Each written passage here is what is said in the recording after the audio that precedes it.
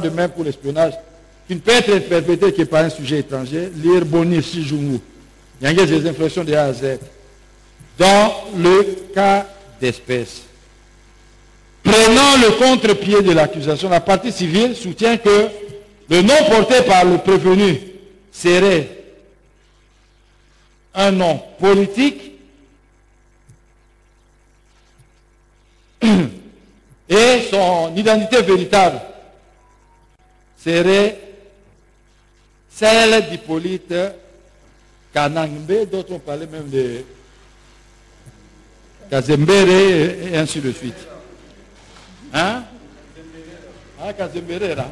La démarche est certes légitime, mais elle ne peut en droit trouver son issue devant votre auguste cour. Seul le gouvernement statuant en Conseil des ministres et seul détient compétence pour trancher une telle question. Je disais ceci. La démarche est certes légitime. N'est-ce pas? C'est un questionnement. Mais prenant le contre-pied de l'accusation, la partie civile, État congolais, soutient que le nom du prévenu est un nom politique et que son véritable nom est Hippolyte Kanambe. Bien que cette démarche de la partie civile soit légitime, c'est une démarche tout à fait légitime. Puisqu'au fait, vous avez produit des vidéos, vous avez fait des analyses. La démarche est certes légitime. Mais elle ne saurait légalement la faire aboutir devant votre auguste cour. Ben, le tribunal militaire ou la haute cour militaire ne peut pas y statuer. N'a pas compétence pour statuer sur la nationalité.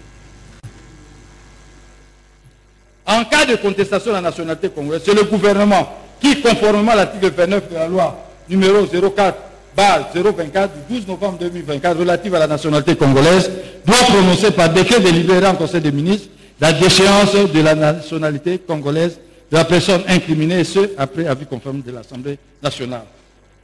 Voilà pourquoi nous encourageons nos amis des partis civils qui, à l'issue de ce procès, peuvent déclencher ce mécanisme-là auprès des instances compétentes. Les éléments matériels. Au terme de l'article 181 du Code pénal livre 2e, les actes matériels de l'infraction sont constitués notamment par le fait de porter les armes contre la République démocratique du Congo, d'entretenir des intelligences avec une puissance étrangère ou avec ses agents pour engager cette puissance, entreprendre des hostilités contre la République démocratique du Congo ou pour lui en procurer les moyens, de livrer à une puissance étrangère ou à ses agents des ouvrages de défense, postes, ports, magasins, matériels, munitions, vaisseaux appartenant à la République démocratique du Congo. D'en avoir en vue de nuire à la défense nationale, détruire ou détruire un navire, un appareil de navigation aérienne, un matériel, une fourniture, une construction ou une installation quelconque ou qui, dans le même but, y apportera soit avant, soit après leur achèvement, des malfaçons de nature à les endommager ou à provoquer un accident.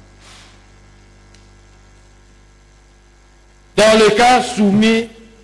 le cas sous examen, jugé et condamné par la Cour militaire de Kinshasa-Gombe, le prévenu Eric Nkuba a révélé l'existence de multiples contacts entre le condamné Nanga et le prévenu Joseph Kabila, tant avant qu'après la création de l'AFC. Il en est de même du condamné Kianga, qui a révélé la tenue à l'époque d'une réunion à Kigali, à laquelle ont pris part des généraux et autres officiers rwandais, des dirigeants du M23, ainsi que M. Corneille Nanga. Réunion au cours de laquelle ce dernier, qui était représentant personnel du prévenu Joseph Kabila Kabange, sera désigné en qualité de coordonnateur de la coalition MC-M23. Dans ses aveux, le condamné Eric Kuba a également décrit les échanges téléphoniques entre Nanga et le prévenu Joseph Kabila, au cours desquels il débattait sur les options envisagées, notamment l'assassinat de l'actuel chef de l'État, projet soutenu par le Rwanda ou son renversement par la force, solution de rechange soutenue par Kabila. Ce qui, à cet effet, confirme le statut de précité en tant qu'agent du Rwanda, puissance étrangère hostile à la RDC. Voilà. C'est le point 2 qui nous intéresse, qui dit, notamment le fait d'entretenir des intelligences avec une puissance étrangère ou avec ses agents pour engager cette puissance à entreprendre des hostilités contre la République démocratique du Congo ou pour lui en procurer les moyens. Puissance étrangère dans le cas de c'est le Rwanda. Je retiens d'écrit, Monsieur le Président, distingué juge, comme je viens de le souligner.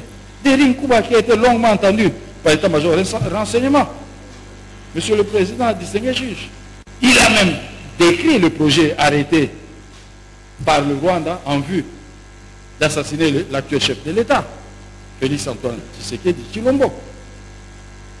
N'est-ce pas? Et puis, lui va conseiller aux Rwandais la non-exécution de ce projet criminel, tout en proposant une solution de rechange.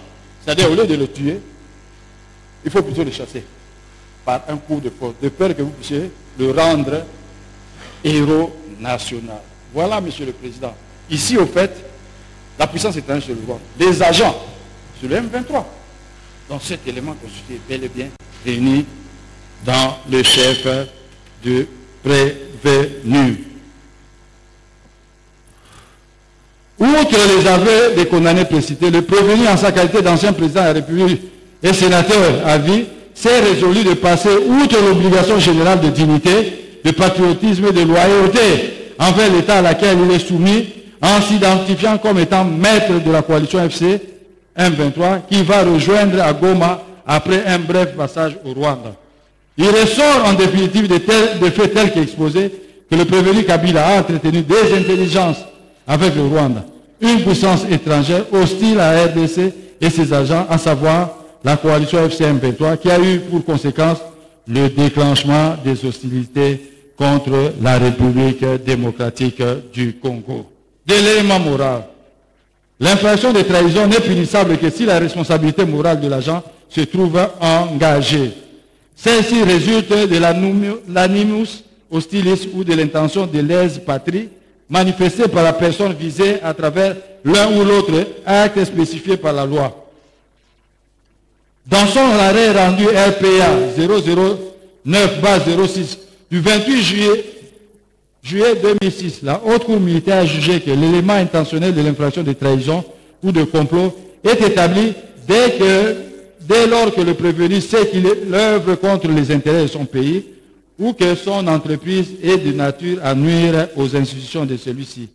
Lire bulletin des arrêts de la Haute Cour militaire, année 2003-2010, deuxième édition, page 45 à 62. Dans ses conclusions, la partie civile estime que le prévenu n'étant pas un national, les faits lui reprochés doivent être qualifiés d'espionnage et non de trahison. Le ministère public a vu que le juge pénal, étant saisi des faits et non des qualifications, j'ai dit que le juge pénal étant saisi des faits et non des qualifications, il lui appartient de donner aux faits leur qualification adéquate. Le parti civil vous demande de requalifier. Vous êtes étant saisi de faits et non des qualifications. Il vous appartient justement de retenir la qualification la plus adéquate. Du complot. Nous sommes en train d'adhérer, Monsieur le Président du Seigneur juge. Au terme de l'article 213 du Code pénal congolais, livre 2e, il y a complot dès que la résolution d'agir a été arrêtée entre deux ou plusieurs personnes. Le législateur ayant défini de manière claire le complot, il y a lieu d'examiner les éléments constitutifs. Les éléments constitutifs. L'analyse conjointe des articles 195, 196 et 213 du Code pénal congolais, livre 2e, révèle que le complot requiert pour sa réalisation d'abord une résolution d'agir, suivie d'un accord entre plusieurs personnes, c'est-à-dire une entente pour commettre une infraction. Cet accord doit être accompagné d'un dessein commun, c'est-à-dire d'un plan concerté pour atteindre un objectif légal, illégal plutôt. De plus, il faut que les comploteurs aient participé à la préparation de l'infraction et qu'ils aient incité d'autres personnes à y prendre part.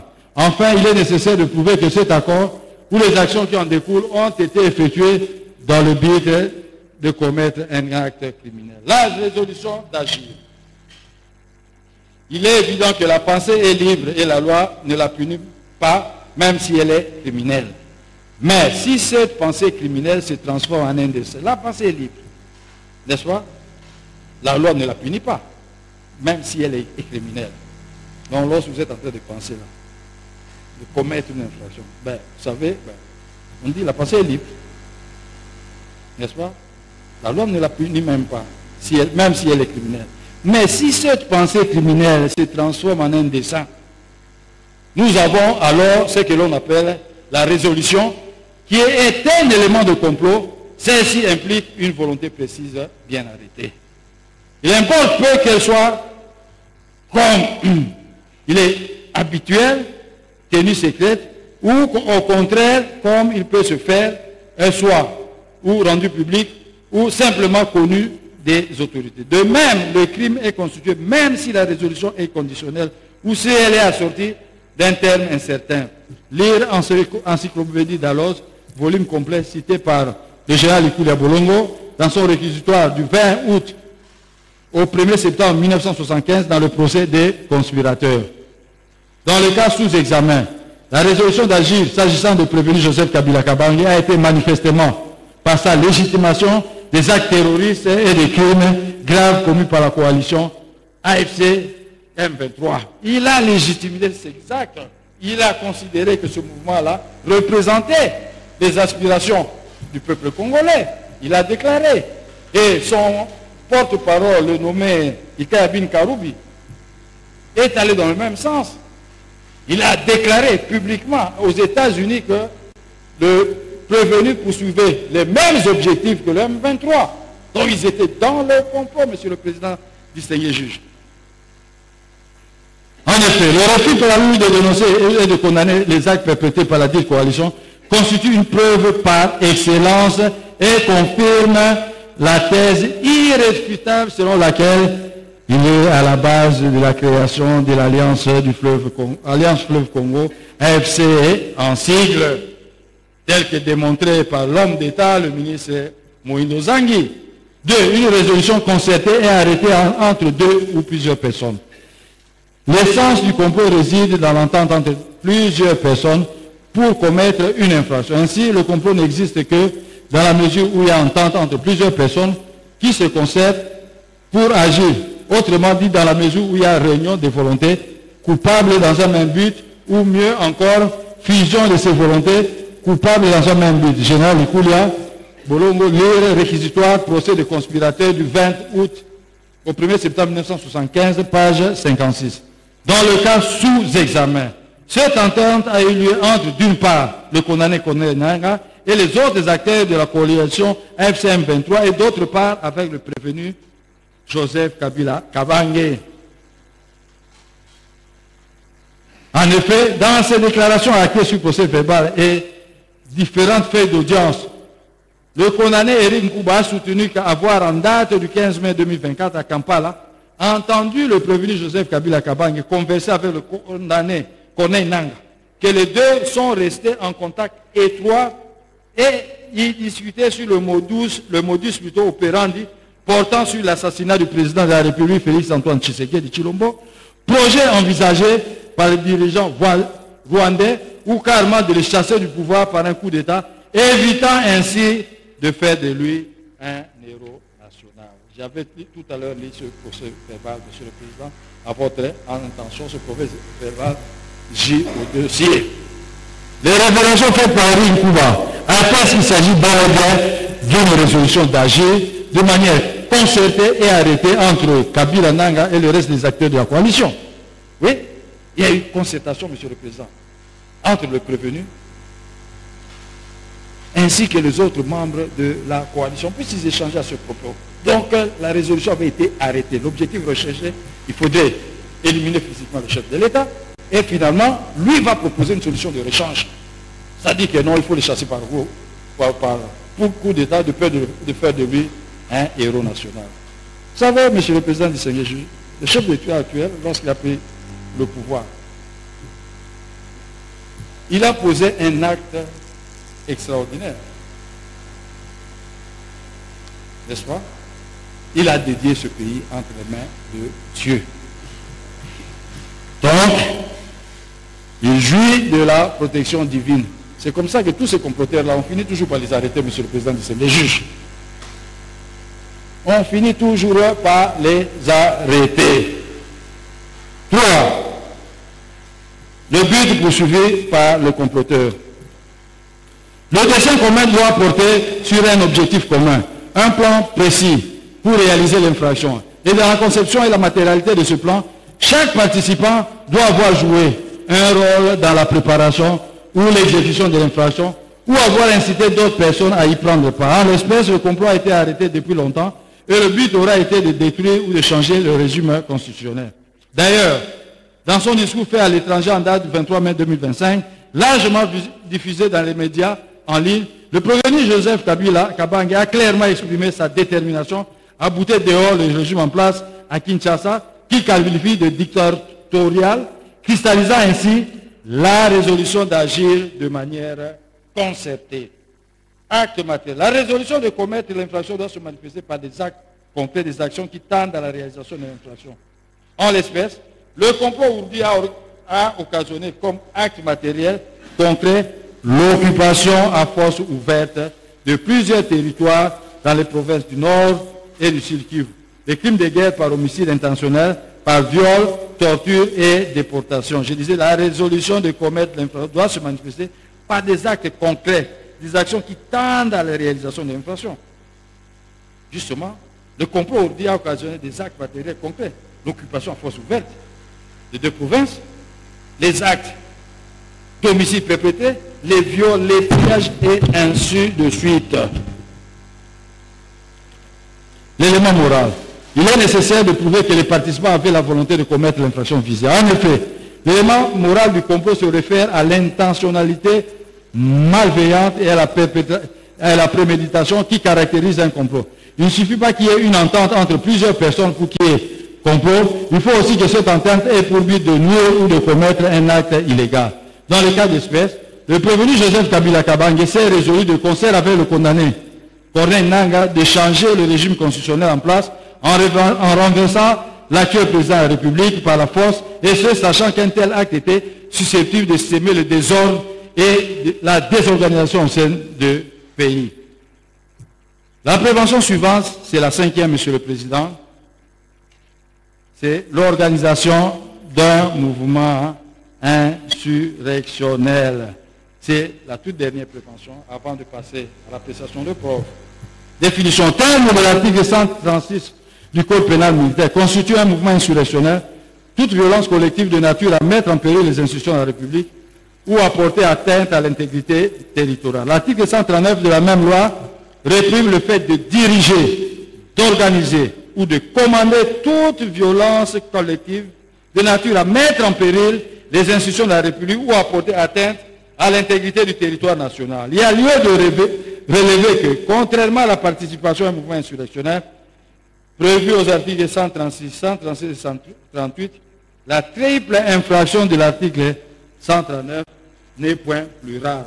C'est-à-dire l'une ou l'autre de ces infractions peut être perpétrée par un seul individu ou par plusieurs, mais en participation criminelle. Il convient de noter que ce comportement criminel énerve au premier chef le constituant congolais, puisqu'il proclame à son article 52 de la Constitution, je cite, « Aucun individu ou groupe d'individus ne peut utiliser une portion du territoire national comme base de départ des activités subversives ou terroristes contre l'État congolais ou tout autre État. » Les notions importantes étant précisées, l'importe d'examiner les éléments constitutifs de la triple infraction de l'article 139 dans le cas des faits de la présente cause. L'acte de direction et de commandement n'entrant pas en ligne de compte dans les faits de la présente affaire et ne sera pas abordé. Je dis que l'acte de direction et de commandement n'entrant pas en ligne de compte, puisque nous allons nous limiter à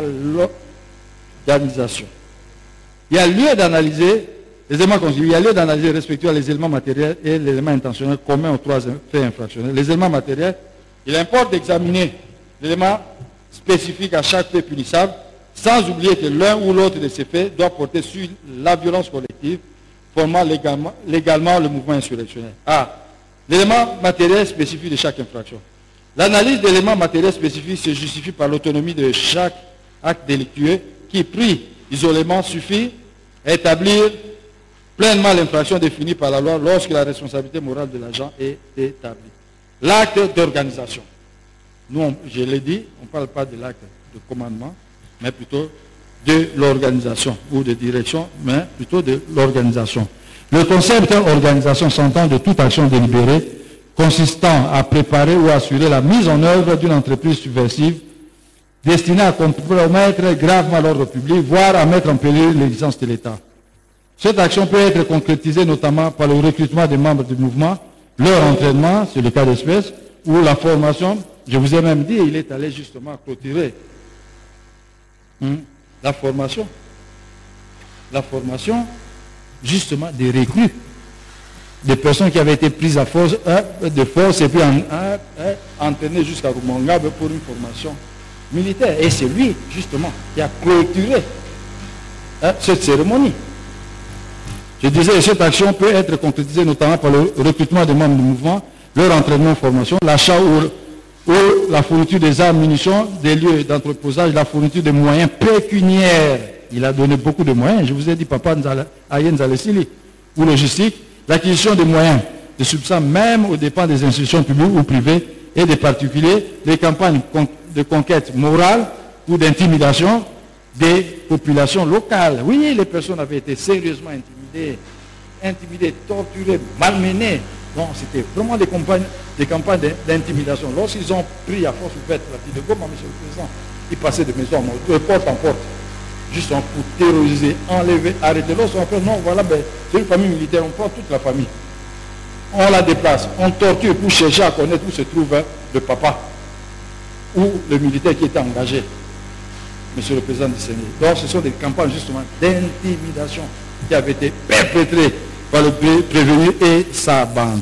Il en ressort que l'organisation du mouvement insurrection constitue tant un acte de mise en forme que de planification. Bref, l'acte d'organisation se révèle comme la cause première du mouvement insurrectionnel, peu importe qu'il ait produit ou non des effets néfastes. Dans le cas sous examen, considéré comme l'un des initiateurs de l'Alliance Fleuve Congo FC en sigle, le prévenu s'identifia donc recruter plusieurs cadres du dit mouvement, donc on est Nanga, à qui il a confié le rôle de porte-étendard du mouvement subversif. Outre le recrutement, le prévenu a également assuré l'approvisionnement en divers moyens aux insurgés de l'élément matériel. L'organisation doit porter sur les actes de violence, collectivement formant légalement le mouvement insurrectionnel, c'est-à-dire ceux de nature à mettre en péril les institutions de la République ou ceux susceptibles de perturber le fonctionnement normal de l'entité étatique. Dans les cas sous examen, en sa qualité de l'un des initiateurs de l'AFC, du patron du mouvement, le prévenu a contribué de manière significative au recrutement des insurgés, à la logistique du mouvement, ainsi qu'aux autres activités, notamment celles organisées au Kenya pour rendre public l'AFC comme mouvement politico-militaire. C'est l'élément moral. L'organisation demeure une infraction éminemment intentionnelle. À cet égard, elle doit être réalisée de manière libre et consciente. C'est-à-dire que l'auteur dont le champ d'application n'est point limité à une quelconque qualité, doit respectivement et lucidement savoir qu'il assure l'organisation des mouvements insurrectionnels. En un mot, le législateur exige de la part de l'agent de conception de cette infraction une action délibérée, perpétrée en connaissance du caractère subversif du mouvement, mis sur pied avec le concours d'autres membres. Dans les cas d'espèce, les faits de la présente cause, ainsi que les éléments de preuve recueillis, attestent que c'est de manière intentionnelle et délibérée que le prévenu a organisé à travers la coalition FCM 23 une violence collective de nature à mettre en péril les institutions de la République ou à porter atteinte à l'intégrité du territoire national. Droit à appréciation des preuves accusatoires retenues. En droit, la théorie de l'appréciation des moyens de preuve concerne la manière dont le juge évalue la crédibilité et la valeur probante des éléments de preuve présentés par les parties lors d'un procès. L'appréciation des preuves n'est pas arbitraire, mais doit respecter les principes et les règles spécifiques, notamment en matière de loyauté et de légalité de la preuve. Ainsi donc, la notion d'appréciation de la preuve se résume en termes de la crédibilité, la valeur probante, la libre appréciation, la loyauté et la légalité de celle-ci. En résumé, l'appréciation de la preuve est une étape cruciale qui exige du juge une analyse rigoureuse et transparente des éléments présentés dans le respect des principes juridiques applicables. Dans le cas sous examen, il ressort clairement que les juges de la haute cour militaire que vous êtes, prendront en considération, entre autres, Ça sont les éléments de preuve accusatoires. Les aveux des condamnés Erin Kuba et Kianga dans la cause inscrite sur le RP numéro 440/024 et 441/024 opposant le ministère public au prévenu Corneille Nangaa et consorts, la compilation des violations et atteintes aux droits de l'homme documentées par le Bureau conjoint des Nations Unies de janvier 2025 à ce jour, de nombreuses déclarations faites par le prévenu personnellement dans ses discours et interviews faits à l'étranger, la présentation orale du Haut-Commissaire des Nations Unies aux droits de l'homme, des révélations accablantes faites par le ministre Moïndo Zangi, des déclarations de l'un des plus proches collaborateurs du prévenu à la personne de M. Kikaya Bine Karoubi, ainsi que d'autres pièces versées au dossier. D'ailleurs, les images d'enterrement des victimes, des personnes, de 8000 personnes qui avaient été, au fait, tuées, massacrées. Les images avaient été, Monsieur le Président, visionnées par votre haute cour. Il s'agit donc des preuves rigoureuses, crédibles et cohérentes qui, logiquement, entraînent la responsabilité pénale individuelle du prévenu Joseph Kabila Kabange. Par ailleurs, il convient de relever qu'en matière de poursuite des crimes internationaux, la jurisprudence internationale a dégagé un certain nombre de principes en ce qui concerne l'administration de la preuve. Il s'agit notamment, ça c'est la jurisprudence internationale, il s'agit notamment des principes suivants. La liberté de la preuve. L'accusation ne doit pas démontrer pour chaque meurtre individuel l'identité de la victime et l'auteur direct, ni le nombre exact de victimes. La Chambre de première instance observe qu'il y a lieu, sans doute possible, de nombreux meurtres, tant à l'intérieur qu'à l'extérieur du camp. Toutefois, il n'a été et ne sera jamais possible d'identifier au cas par cas les auteurs directs de ces meurtres et leurs victimes.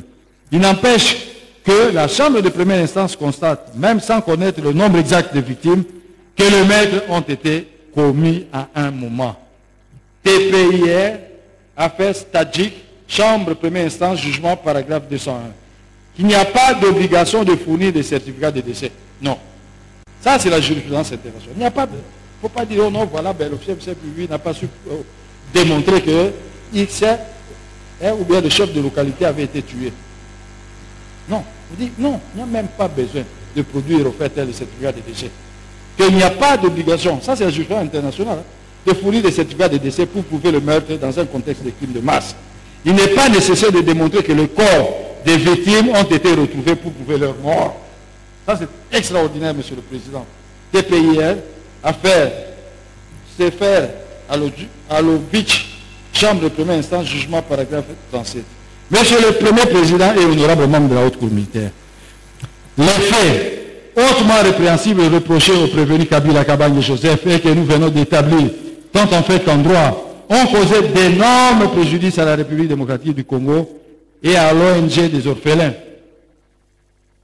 Les dits préjudices sont à la fois moraux, matériels et financiers, conformément aux principes des articles 77 du statut de Rome, de la Cour pénale internationale, 258 et 259 du Code civil congolais, livre 3e, les victimes se sont constituées parties civiles et postulent leur droit à la réparation.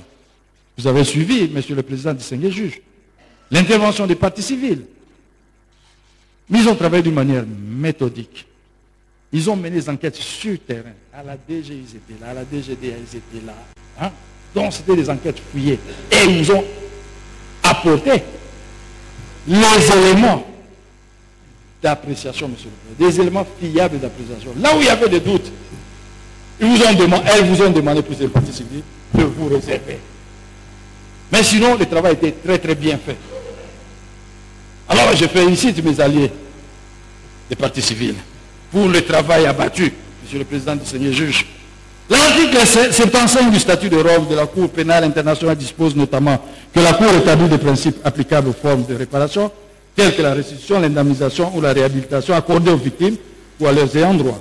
La Cour peut, sur cette base, sur demande ou de son propre chef, dans des circonstances exceptionnelles, déterminer dans sa décision l'ampleur du dommage, de la perte ou du préjudice causé aux victimes ou à leurs ayants droit, en indiquant les principes sur lesquels elle fonde sa décision. La Cour peut rendre contre une personne condamnée une ordonnance indiquant la réparation qui convient d'accorder aux victimes ou à leurs ayants droit, réparation pouvant prendre notamment la forme de l'indemnisation. La Cour peut décider que l'indemnité accordée à titre de réparation soit versée par l'intermédiaire du fonds visé à l'article 79. Le point 6 de l'article 75 du statut dispose que les dispositions du présent article s'entendent sans préjudice des droits que le droit interne ou le droit international reconnaissent aux victimes. En droit interne congolais, l'article 258 du Code civil livre 3 qui pose le fondement de la responsabilité civile stipule tout fait quelconque de l'homme qui cause à autrui un dommage oblige celui par la faute duquel il est arrivé à le réparer. C'est l'article 258 du Code civil livre 3e. Il appelle de ces dispositions légales que la responsabilité civile est assujettie aux trois conditions suivantes. L'existence d'un fait générateur, l'infraction en l'occurrence, l'existence du préjudice, donc dommage subi, le lien de causalité entre le fait générateur et le préjudice subi. Donc le lien de causalité entre l'acte posé et le préjudice subi. Dans leur note de plaidoyer, les avocats de la partie civile RDC ont non seulement établi l'ensemble des préjudices subis par la République démocratique, mais aussi rapporté le lien de causalité entre les faits et les préjudices qui en ont résulté par la considération selon laquelle le préjudice dont a souffert la partie civile n'aurait pas dû l'être si le prévenu Kabila Kabange Joseph n'avait pas résolu de s'associer, de soutenir et de commettre les faits mis à sa charge, sous réserve des préjudices qui n'ont pas connu l'évaluation chiffrée et pour lesquels la Cour de CA a été priée de se réserver, les autres préjudices ont été évalués. Au nom de la loi, le ministère public demandera à la haute cour de dire recevable et fondé les actions civiles mises par les victimes et de condamner les prévenus au paiement plutôt des dommages et intérêts à leur profit. Réquisition des peines. Par ces motifs, vu la Constitution de la République démocratique du Congo du 18 février 2006, telle que modifiée par la loi numéro 011/02 du 20 janvier 2011, portant révision de certains articles de la Constitution spécialement en ces articles 104 alinéa 7, 107 alinéa 2 et 153. Vu le statut de Rome de la Cour pénale internationale spécialement en ces articles 75 et 78.3. Vu la loi numéro 023/2002 du 18 novembre 2002 portant Code judiciaire militaire, spécialement ces articles 1, 2, 3, 4, 6, 7, 8, 10, 27, 34, 37, 41, 42, 43, 56, 61, 77, 79, 96, 97, 100, 130, 214, 225, 226, 231, 237, 243, 249, 320, 326 et 327. Vu le décret du 6 août 1959 portant Code de procédure pénale. Vu la loi numéro 024/2002 du 18 novembre 2002 portant Code pénal militaire spécialement ces articles 1, 2, 3, 136, 139 et 206.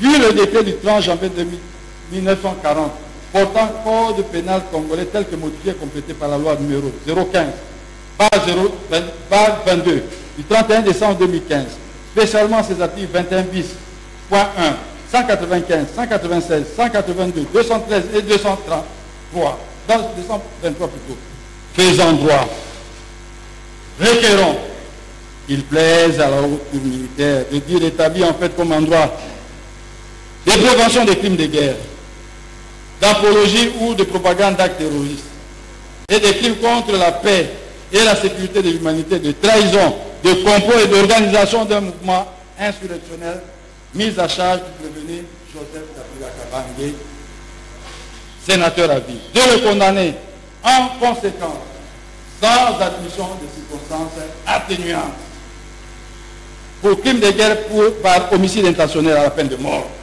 pour crime de guerre par viol à la peine de mort, pour crime de guerre par déportation à la peine de mort, pour crime de guerre par torture à la peine de mort, pour crime de guerre par attaque contre les biens protégés à la peine de mort, pour apologie ou propagande des actes des crimes de guerre, puisqu'ici on parle de la moitié de la peine prévue pour ces différents actes, n'est-ce pas? La moitié de la peine. Là, je prends 20 ans pour trahison à la peine de mort, pour complot c'est ça le maximum, 15 ans, c'est la principale, pour l'organisation d'un mouvement insurrectionnel à peine de mort, de faire application des articles 7 du Code pénal militaire et 78.3 du statut de Rome de la Cour pénale, et de ce fait ne prononcer qu'une seule peine, la plus forte, à savoir la peine de mort. De le condamner également au paiement de frais d'instance à tarifier par le greffe de votre haute cour payable dans un délai de 8 jours, francs ou à défaut, subir 60 jours de contrainte par corps en cas de non-paiement dans ce délai. De confirmer la mise sous séquestre des biens de devenu Joseph Kabila, Kabange, de le condamner en outre à telle autre peine que la haute cour militaire entendra en bonne justice être convenable et juste, d'ordonner son arrestation immédiate. Ainsi, vous aurez rendu justice à la nation congolaise. J'ai dit, je vous remercie.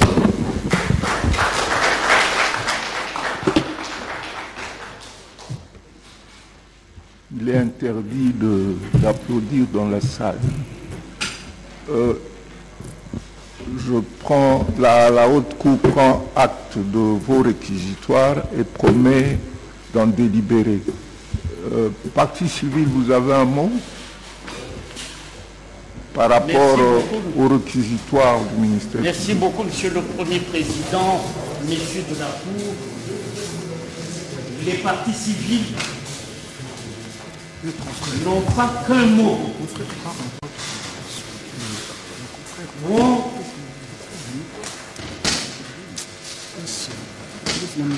Ici, les partis civils voudraient lever tout équivoque par rapport à la réserve indue de notre allié, le ministère public. Parce que notre allié nous dit que notre démarche est légitime sur l'espionnage. Parce que pour nous, la partie civile a suffisance de moyens. Nous allons vous démontrer. Non, c'est... Oui, c'est une façon de réagir par rapport à la qualification synchrone que nous avons qualifiée d'espionnage. Parce que l'espionnage, c'est les mêmes faits, même condamnation, même peine, ce que je voudrais dire, mais que le ministère public... Oh, je pense que ma voix porte, ça devait passer. Donc, le ministère public tient à la trahison, mais néanmoins, il vous laisse l'ouverture en disant, comme l'enseignent tous les grands procéduriers, dont Rubens Antoine, que la qualification appartient au juge. C'est pourquoi les partis civils, à suffisance de preuves, vous ont démontré en matière pénale, quand il y a des présomptions graves, concordantes et constantes, il n'y a aucun doute. Kabila est rwandais. Il s'appelle Kanambe Hippolyte. La constitution rwandaise est là. Je passe d'abord par les présomptions. M. Kabila, aujourd'hui là, est gardé par les forces spéciales rwandaises. Quand il veut venir à Goma, il passe par le Rwanda, obtient des instructions de M. Kagame. M. Kabila se réunit d'abord avec les Nanga et les autres au Rwanda avant de venir à Goma. Et quand il est à Goma, il loge dans les frontières rwandaises. C'est là qu'il tient ses réunions. Et M. Kabila n'a jamais été à Kinshasa pour faire l'ADN avec les enfants biologiques, les ayants droit légitime de M. Laurent Désiré Kabila, entre autres Étienne Kabila, Ibrahim Kabila et tous les Kabila. Kabila, Laurent,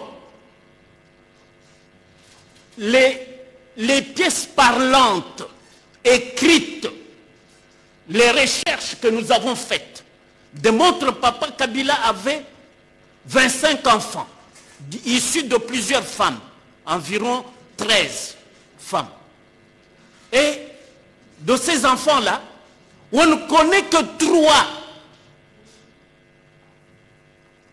prête-noms, pseudonymes, tantôt sobriquets. Et c'est pour cela que nous, quand nous lisons la constitution rwandaise, parce que lui est rwandais, on dit à l'article 25, droit à la patrie et à la nationalité. Premier alinéa, tout Rwandais a droit à sa patrie. Et il lui tient à sa patrie, c'est par là qu'il entre au Congo. Que ce soit à l'époque de l'AFDEL en 96, il est entré par le Rwanda. Aucun Rwandais ne peut être banni de sa patrie. Alinéa 2. Tout Rwandais a droit à la nationalité rwandaise. Alinéa 3. La double nationalité est permise. Donc, il était ici comme Congolais. Quand il va au Rwanda, là, il peut obtenir le passeport rwandais et se promener partout au monde comme il est là. Parce que la législation, la constitution rwandaise permet la double nationalité. Nul ne peut être déchu de sa nationalité rwandaise d'origine. Et la loi sur la nationalité vous sera lue par mon excellent confrère Maître Kabengela pour vous démontrer que partant de la législation rwandaise en vigueur, partant des présomptions graves, concordantes et constantes, il est inimaginable, heureusement que le ministère public a laissé une vertu en vous donnant votre apanage, le vrai, c'est-à-dire la qualification, vous appartient. Et nous, qui accompagnons l'allié ministère public, nous disons non, notre allié, vous avez bien fait, malgré votre position, qui est scientifiquement plausible. Mais parce qu'en droit pénal, avant la clôture des débats, tous les moyens de preuve sont permis. Et entre autres moyens de preuve, c'est ces présomptions graves, constantes et concordantes que Kabila est rwandais. Et pour en finir, je crois que le confrère Kabengela a même la loi. Il peut vous lire la loi de la nationalité rwandaise. Non, c'est la même idée, confrère. Premièrement, Monsieur le Premier Président, je dois saluer le savoir-faire du ministère public. Ce grand dossier, il le porte seul. J'ai déjà vu des chefs d'office de parquet qui se font accompagner des collaborateurs de façon que si jamais il lui arrivait de faire tomber un papier, que cela lui soit apporté. Je salue son niveau d'organisation intellectuelle d'abord et comment il a pu porter ces dossiers. Mais nous prenons distance vis-à-vis, comme vient de le dire Maître Richard Bondo, de notre allié sur le point suivant. Le ministère public s'est réservé sur la peine que nous lui avons suggérée, la peine de confiscation spéciale. Et nous lui avons donné les motifs pour lesquels cette peine a droit d'être prononcée. Et cela ne doit pas venir de partie civile. En effet, si le prévenu a la facilité de financer les organisations criminelles, c'est parce qu'il a acquis une grande richesse qui lui sert de financement des actes terroristes et d'autres infractions. L'agence française dont nous avons lu la publication dit qu'en ordonnant la confiscation spéciale, on met un frein à la récidive et à la continuité des crimes. Le ministère public dit notre démarche tendant à la réqualification de faits est légitime et que vous êtes souverain, mais ne nous suit pas dans cette démarche. Nous recommandons une démarche qui n'a pas de chance d'aboutir, je vais le démontrer. Premièrement, lorsque je lis la décision de renvoi et la citation a prévenu, le ministère public lui-même s'est réservé de dire que Kabila est congolais. Notez que nulle part il est dit qu'il est des nationalités congolaises, tant sur la décision de renvoi que sur la citation a prévenu. Il est affirmé dans la citation à comparaître ainsi que dans la décision de renvoi qu'il aurait eu pour mère Madame Sifa Mahania. Voici les enfants, le nom des 6 enfants que Madame Sifa a eu. Il s'agit de Joséphine, Cécile, Masengo, Gloria, Kiki et Maggie. Nous n'avons pas un Joseph là. Nous n'avons pas Hippolyte Kanambe parmi les enfants. Au-delà, le ministère public nous conseille de saisir le conseil du ministre qui a le pouvoir de déchoir. Mais en amont, il doit y avoir l'existence de la nationalité, parce qu'on ne va pas demander que l'individu soit déchu de quelque chose qui n'existe pas. La question que nous avions soulevée hier, est-ce que le ministère public a dans le dossier la seule preuve qui établit que Kabila le prévenu est congolais? Voici la loi rwandaise sur la nationalité du moment où il naissait. Nous avons l'article 1er de la loi du 28 septembre 1963. Il est dit ceci, sur la nationalité rwandaise. Et rwandais, tout individu né d'un père rwandais ou dont la possession d'État de Rwandais est établie. Contrairement à chez nous, nous n'avons pas la possession d'État de Congolais. Le Rwanda admet la possession d'État de Rwandais. C'est ça la différence. La possession d'État de Rwandais consiste à se comporter et à être traité continuellement et publiquement comme citoyen du Rwanda par les autorités et les populations de ce pays. Le ministère public l'a décrit comment il a la facilité, avant d'entrer à Goma, il passe par chez lui au Rwanda.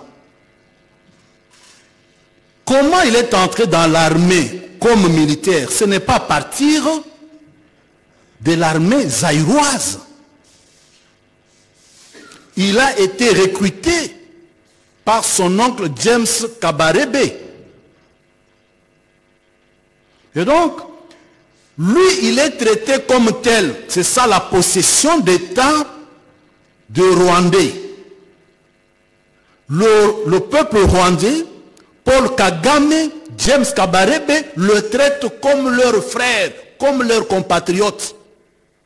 Alors que quand nous venons ici, les enfants kabyles le contestent, lui réclament le test ADN pour comparaison.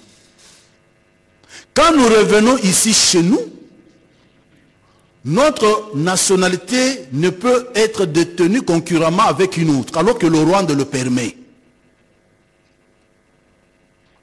Article 3.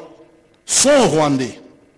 L'enfant légitime né d'un père rwandais, comme le cas de papa Christopher Kanambe. 2. L'enfant légitime né d'une mère rwandaise et d'un père sans nationalité ou de nationalité inconnue. 3. L'enfant naturel dont le père, à l'égard duquel la filiation a été établie, est rwandais. 4. L'enfant naturel né d'une mère rwandaise lorsque sa filiation paternelle à l'égard d'un père de nationalité étrangère. Donc, nous revenons que nous ne pouvons pas aller au gouvernement si le ministère public lui-même ne produit pas l'acte que nous allons contester, que nous allons présenter au gouvernement pour que la déchéance ait lieu. On ne déchoit pas celui qui n'a pas de nationalité.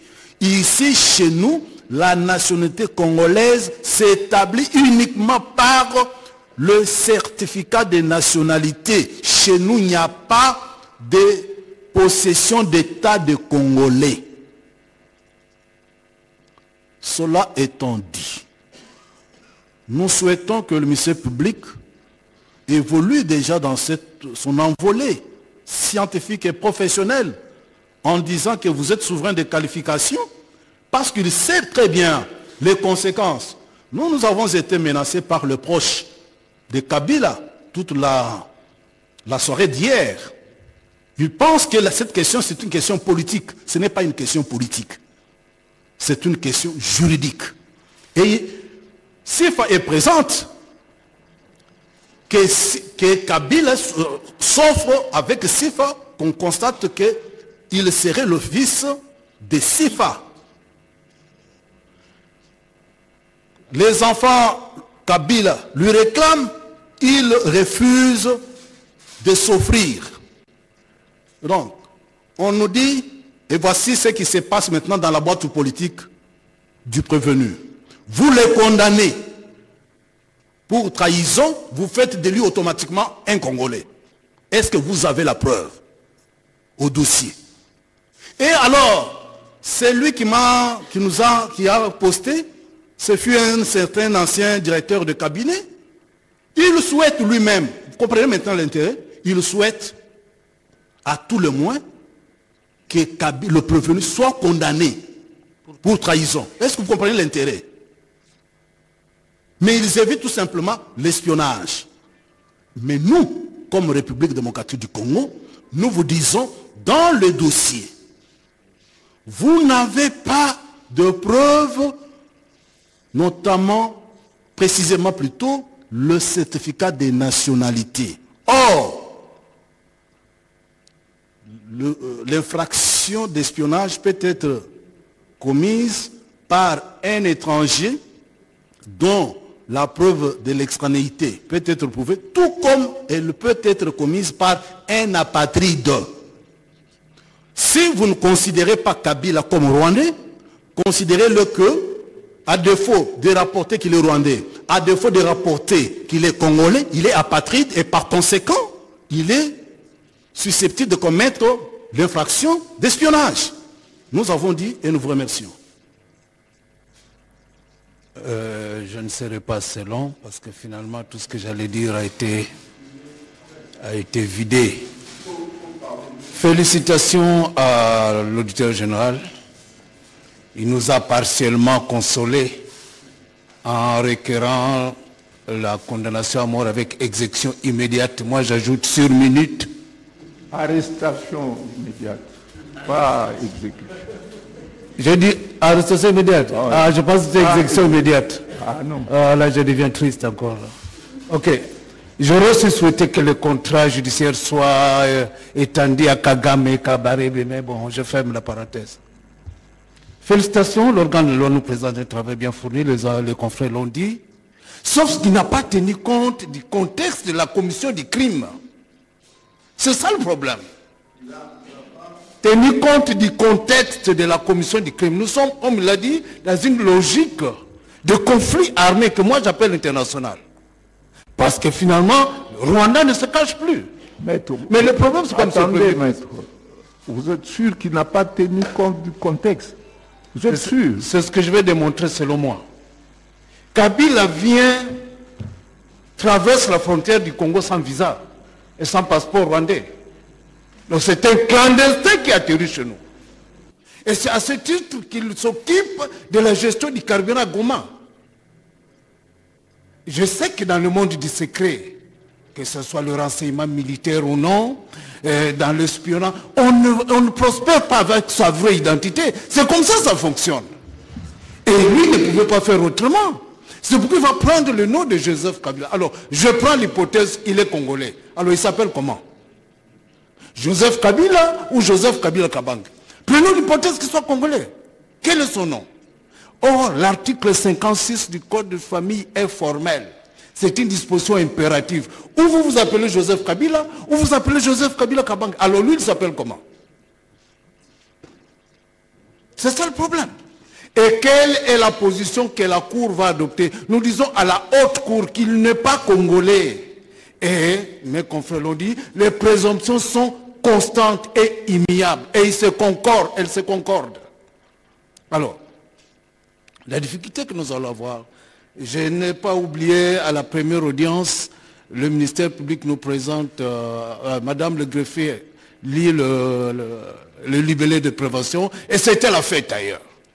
Enfin, on reconnaît qu'il s'appelle tel et il est congolais. Imaginez, M. le Président, là ils attendent l'arrêt, qu'il soit condamné pour trahison.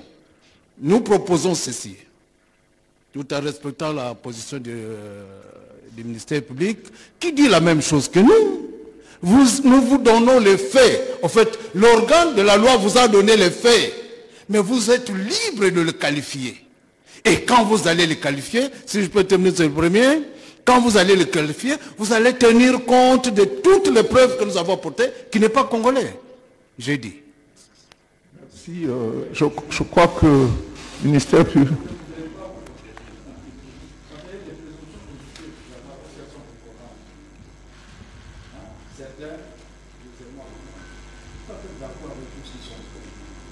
Mais j'ai dit ceci, votre démarche est la difficulté, c'est quoi? Cela ne relève pas de la compétence du juge militaire. Il faut saisir les instances et les instances judiciaires, les instances compétentes. Quant à ceux, je suis d'accord avec vous. Mais j'ai également soutenu que le juge ait saisi des faits et non des qualifications. Et il appartient au juge ce soir de donner aux faits la qualification la plus adéquate. Donc, nous pouvons par rapport à la proposition. Je crois que les biens du peuple. Et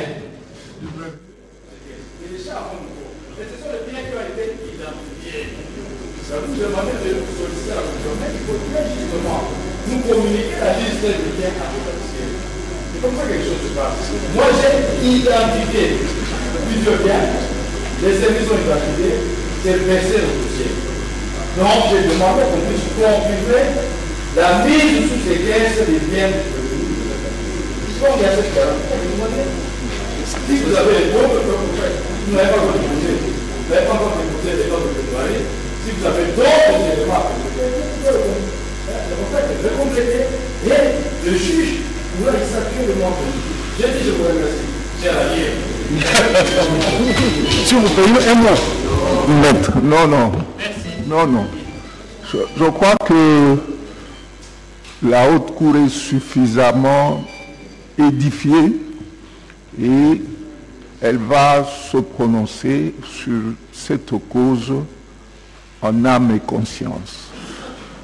Bien sûr, le texte dit qu'on prononce dans le délai légal.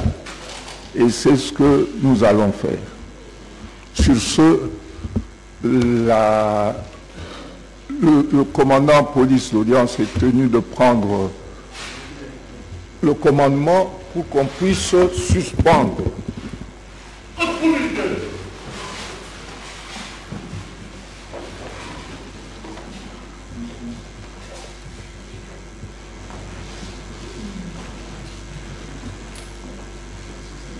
Attention, monsieur le caméraman, reculez un peu. Votre caméra coûte cher, hein? La haute cour n'a pas assez de moyens pour vous.